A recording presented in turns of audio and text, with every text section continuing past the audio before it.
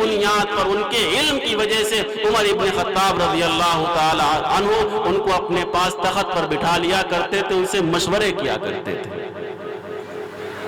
حضرت عباس رضی اللہ تعالی عنہما نے ایک دن اپنے بیٹے کو بلایا حضرت عبداللہ کو اور کہنے لگے، بیٹے میں دیکھ رہا ہوں کہ امیر المؤمنین عمر ابن خطاب رضی اللہ تعالی عنہ آپ کو بلاتے اپنے پاس بٹھاتے ہیں، یہ مقام و مرتبہ بڑے بڑے لوگوں کو حاصل نہیں ہے، اس کی چاہت اور بھی صحابہ کرام کرتے ہیں مگر کسی کو یہ چیز نہیں مل سکی ہے، کسی کو یہ مقام نہیں عطا ہوا ہے کہ امیر المؤمنین کے پاس جا کر کے بیٹھے۔ آپ کو یہ مقام خصوصیت کے ساتھ ملا ہوا ہے، 4 کام پابندی سے، 4 کام ایسے ہیں جو کرتے رہنا، تمہاری عزت ان کی نظروں میں باقی رہے گی۔ اگر ان 4 کاموں میں سے کسی بھی کام میں کوتاہی کر دی، تمہاری عزت و مقام وہ ختم ہو جائے گا۔ وہ 4 باتیں ایسی ہیں، اگرچہ آج کے جلسے کے عنوان سے ان کا تعلق نہیں ہے، لیکن علم سے ضرور ان کا تعلق ہے، فائدے کی چیز ضرور ہے۔ پہلی چیز یہ بتلائی کہ دیکھو کبھی بھی ان کی موجودگی میں یا غیر موجودگی میں جھوٹ نہ بولنا۔ کہیں ایسا نہ ہو کہ آپ جھوٹ بولیں ان کی غیر موجودگی میں اور ان کو آپ کے جھوٹ کا پتہ چل جائے۔ اگر کبھی بھی انہیں آپ کے جھوٹ کا پتہ چل گیا تو جو مقام و مرتبہ آپ کو حاصل ہے وہ مقام و مرتبہ آپ کا ختم ہو جائے گا۔ دوسرا کام یہ کرنا، ان کے سامنے ان کی مجلس میں بیٹھ کر کے کسی کی غیبت نہ کرنا، ان کے سامنے ان کی مجلس میں بیٹھ کر کے کسی کی غیبت نہ کرنا۔ اگر کسی کی غیبت ان کی مجلس میں بیٹھ کر کرو گے ان کی نظروں سے گر جاؤ گے۔ تیسرا کام یہ کرنا، اگر آپ کو کوئی راز کی بات بتلائیں، اپنے دل کی بات بتلائیں اور وہ یہ چاہتے ہو کہ میرا راز لوگوں کے سامنے ظاہر نہ کیا جائے تو کبھی بھی ان کے راز کو لوگوں کے سامنے ظاہر نہ کرنا۔ اور چوتھا کام یہ کرنا ہے کوئی بھی چیز دیکھنا، کوئی بھی کام دیکھنا، کوئی بھی بات دیکھنا جس کا تعلق امیر المؤمنین کے فائدے سے ہو، ان کی خیر خواہی سے ہو، وہ کام ضرور کرنا، ان کا فائدہ پیش نظر رکھنا، ہمیشہ ان کی نظروں میں قابل احترام رہو گے۔ اور اگر ان 4 کاموں میں سے کوئی کام کر لیا تو ان کی نظروں میں ہمیشہ کے لیے گر جاؤ گے۔ مسلمانوں، یہ 4 وہ کام ہیں، اگر ہر گھر کے اندر یہ 4 کام ہونے لگے، ہر گھر کا فرد یہ عہد کر لے کہ ہم جھوٹ نہیں بولیں گے، ہر گھر کا فرد یہ عہد کر لے کہ ہم اپنے گھر کا راز دوسروں کو نہیں بتلائیں گے، گھر کا ہر فرد یہ عہد کر لے کہ ہم ہر فائدے کی چیز، ہر فائدے کی بات اپنے گھر والوں کے لیے سوچیں گے، ہر گھر والا شخص یہ سوچ لے کہ ہم اپنے گھر کے کسی فرد کی غیبت نہیں کریں گے، تو خدا پاک کی قسم ہر گھر جنت کا نشان بن جائے گا، سکون و عافیت کا گہوارہ بن جائے گا۔ آپ سوچ رہے ہوں گے کہ ایک گھر کے اندر بھائی ہے، بیٹا ہے، بیٹی ہے، ماں باپ ہے، وہ بھلا ایک دوسرے کی غیبت کہاں کریں گے، ایک دوسرے کے خلاف جھوٹ کہاں بولیں گے؟ ہاں صحیح ہے، لیکن آپ اندازہ اس وقت کا لگائیے جب گھر کے اندر کوئی دوسری لڑکی آ جاتی ہے جس کو ہم لوگ بہو کہتے ہیں، اور بہو سے اور ساس سے جو بگاڑ ہوتا ہے، بہو کے آنے کے بعد گھر کے اندر جو فساد شروع ہوتا ہے، اس فساد کی بنیاد ان 4 چیزوں میں سے کوئی نہ کوئی چیز ضرور ہوتی ہے۔ یا تو ایک دوسرے کے خلاف جھوٹ بولتے ہیں، یا ایک دوسرے کی غیبت کرنا شروع کرتے ہیں، یا ایک دوسرے کے راز کو فاش کرنا شروع کرتے ہیں، یا ایک دوسرے کی خیر خواہی کرنا چھوڑ دیتے ہیں۔ ان 4 کاموں میں سے ایک کام ضرور شروع ہو جاتا ہے، گھر کے اندر فساد شروع ہو جاتا ہے۔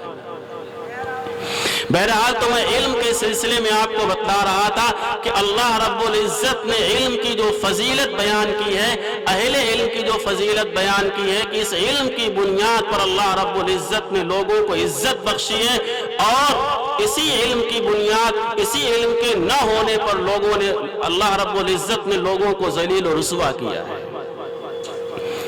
یہاں پر رک کر کے میں ایک بات اور عرض کر دوں. آج مسلمانوں کے ذہنوں میں ایک چیز سما چکی ہے، گھر کر چکی ہے کہ اگر ہم اپنے بچے کو حافظ قرآن بنائیں گے، عالم دین بنائیں گے، فارغ ہونے کے بعد وہ بچہ کیا کرے گا؟ فارغ ہونے کے بعد وہ بچہ کیا کرے گا؟ کہیں نماز پڑھائے گا، یا کسی مدرسے کے اندر پڑھائے گا، یا کہیں کسی مسجد کے اندر مؤذنی کرے گا؟ اگر مدرسے میں جائے گا، مسجد کے اندر جائے گا تو اس کو چندہ کرنے کی ضرورت پیش آئے گی. لوگوں کے پاس جائے گا چندہ کرنے کے لیے، کوئی عزت کے ساتھ میں دے گا، کوئی دھتکار دے گا. یہ خیالات عام طور پر لوگوں کے دلوں میں گھر کر چکے ہیں، جس کی وجہ سے وہ طبقہ جو خوشحال ہے، جو فارغ البال ہے، جس کے اوپر محتاجگی سوار نہیں ہے، وہ طبقہ اپنے بچوں کو مدارس عربیہ میں نہیں بھیجتا ہے. یہ بہت بڑی چوک ہے، بہت بڑی غلط فہمی ہے. آپ صحابہ کرام کے دور کو دیکھیے، اللہ رب العزت نے پیغمبر علیہ السلام کو صحابہ کرام کا معلم بنا کر بھیجا. پیغمبر علیہ السلام کے شاگرد ہیں صحابہ کرام. صحابہ کرام عالم دین بھی ہیں، حافظ قرآن بھی ہیں، قرآن پاک کی تفسیر جاننے والے ہیں، حدیث پاک کے مفہوم کو بھی جاننے والے ہیں. صحابہ کرام سے بڑا عالم، صحابہ کرام سے بہترین حافظ اس زمانے سے لے کر کے آج تک نہ پیدا ہوئے نہ پیدا ہو سکتے ہیں. اس کے باوجود صحابہ کرام حافظ قرآن ہیں، کھیتی باڑی بھی کر رہے ہیں. صحابہ کرام عالم دین ہیں، تجارت بھی کر رہے ہیں. ان کو قرآن و حدیث کا وافر مقدار میں علم ہے، بچوں کو پڑھاتے بھی ہیں، اور تب بھی اپنے ذریعے معاش کے لیے جنگل سے لکڑیاں چن کر کے بازار میں فروخت کرتے ہیں، اس سے اپنے بچوں کا پیٹ بھرتے ہیں. اس کا مطلب یہ نکلا ہے کہ بچہ حافظ قرآن ہو جائے، اس کا مطلب یہ نہیں کہ وہ کھیت میں کام نہیں کر سکتا ہے. بچہ عالم دین ہو جائے، اس کا مطلب یہ نہیں ہے کہ وہ تجارت نہیں کر سکتا ہے. حافظ دین ہو، کھیتوں میں کام کرے، تجارت کرے، جو کاروبار کرنا چاہے وہ کاروبار کرے.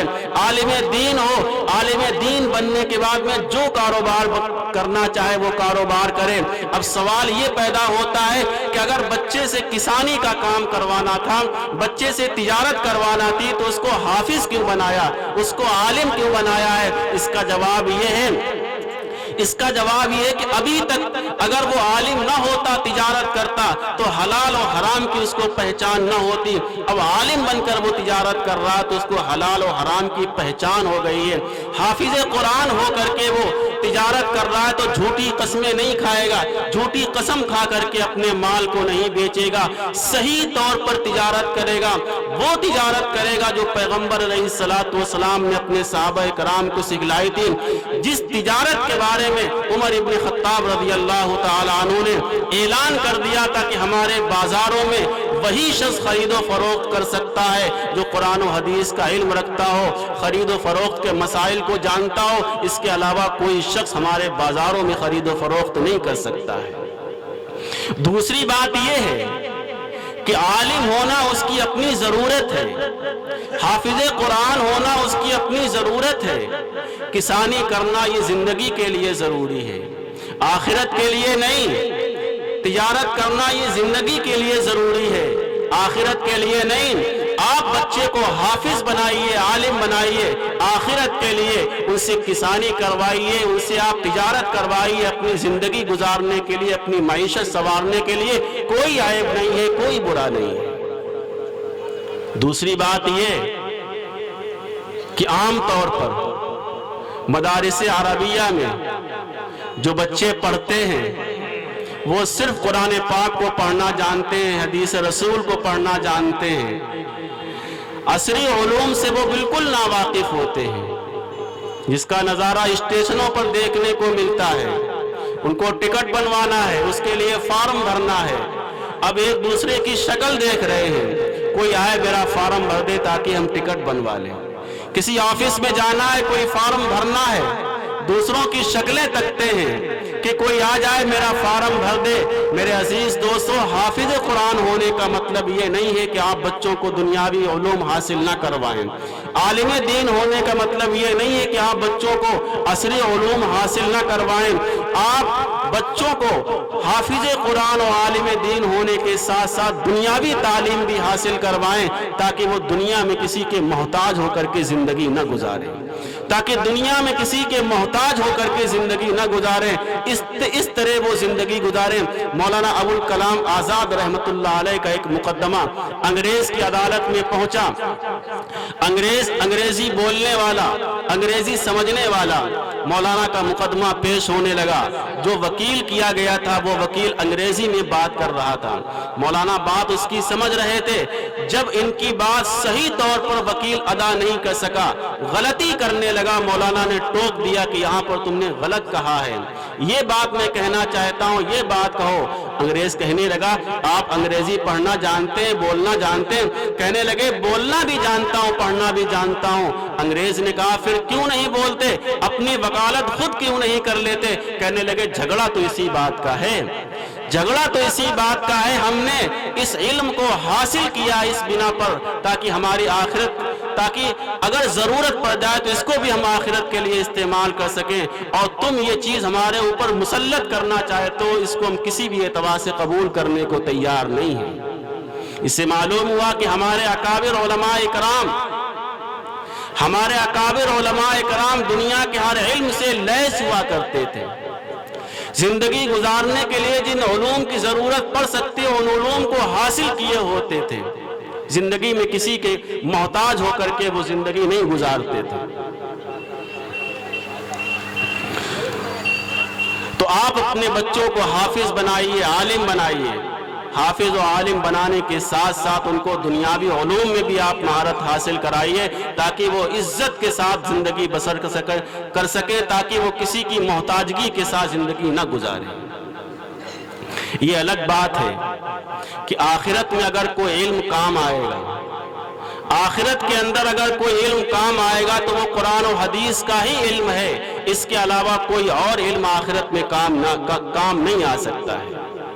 دنیا کے اندر آپ جس علم کو بھی دنیا کمانے کا ذریعہ بنائیں گے، اللہ رب العزت اس علم کے ذریعے آپ کو دنیا عطا کر دیں گے، لیکن جب آخرت بنانے کی نوبت آتی ہے تو جس طرح آپ کے بچوں کی آخرت قرآن و حدیث کے علم سے ہی بن سکے گی، اسی طریقے سے آپ کی بھی آخرت قرآن و حدیث کے علم سے ہی بن سکے گی۔ آپ اپنے دلوں کے اندر اس چیز کو اتنی اہمیت کے ساتھ میں بٹھا لیجئے کہ چاہے ہمارے پاس میں کھانے کے لیے ہو، چاہے کھانے کے لیے نہ ہو، چاہے پہننے کے لیے ہو، چاہے پہننے کے لیے نہ ہو، ہم اپنے بچوں کو قرآن و حدیث کا علم ضرور دلوائیں گے، اپنے بچوں کو قرآن و حدیث ضرور سکھلائیں گے۔ ایسا کریں گے کہ نہیں کریں گے؟ انشاءاللہ اللہ رب العزت ہم سب کو کہنے سننے سے زیادہ عمل کرنے کی توفیق نصیب فرمائے۔ وآخر دعوانا ان الحمدللہ رب العالمین۔